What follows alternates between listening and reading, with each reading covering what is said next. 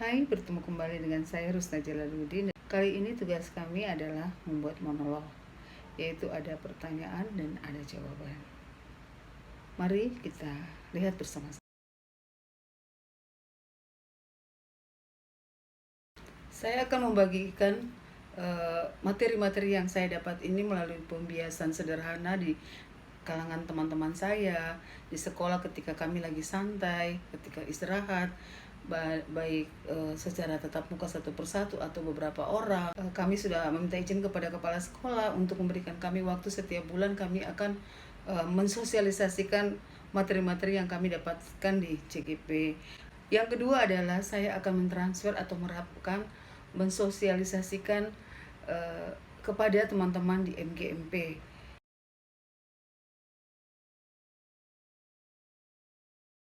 Langkah awal yang harus kita ketahui dalam penyelesaian pengambilan keputusan ini adalah bahwa kita harus memahami apakah kasus atau studi kasus itu masuk pada dilema etika atau bujukan moral. Karena dengan kita mengetahui itu, maka kita tahu bahwa paradigma mana yang akan kita sesuaikan dan prinsip-prinsip apa yang akan kita lakukan. Prinsip pemikiran kita itu untuk mengambil keputusan itu seperti apa. Dalam mengambil keputusan, kita harus masukkan kepada 9 langkah pengambilan dan pengujian keputusan, yaitu 1, adanya pertentangan nilai di dalam kasus tersebut. Kedua, siapa-siapa yang ada terlibat di dalam kasus itu, data-data apa yang relevan, kemudian pengujiannya, baik itu uji legal, uji regulasi, uji intuisi, kemudian uji halaman depan koran, dan uji tokoh panutan atau idola. Kemudian kembali ke paradigma mana yang kita paskan dengan kasus itu, kemudian prinsip-prinsip apa yang telah kita ambil. Setelah itu kita melakukan investigasi trilema.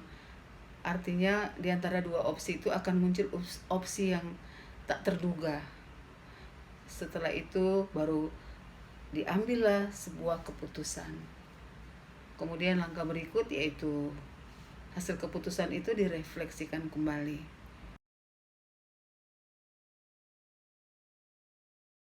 Sejak mempelajari 9 langkah-langkah pengambilan dan pengujian keputusan yang dilematik, saya merefleksi diri saya sendiri bahwa terkadang mungkin dalam keputusan saya menyakiti siswa atau murid, menyakiti orang tua murid, menyakiti rekan kerja saya, karena sesuai dengan pemikiran-pemikiran yang ada dalam diri kita. Dan saya sangat bahagia bahwa bisa mendapatkan pelajaran-pelajaran yang berharga ini. Dan kalau ditanya kapan saya ingin memulai, maka saya akan katakan hari ini juga saya akan mengikuti langkah-langkah, tahapan-tahapan pengambilan keputusan bila mana saya dihadapkan pada masalah-masalah dilematika.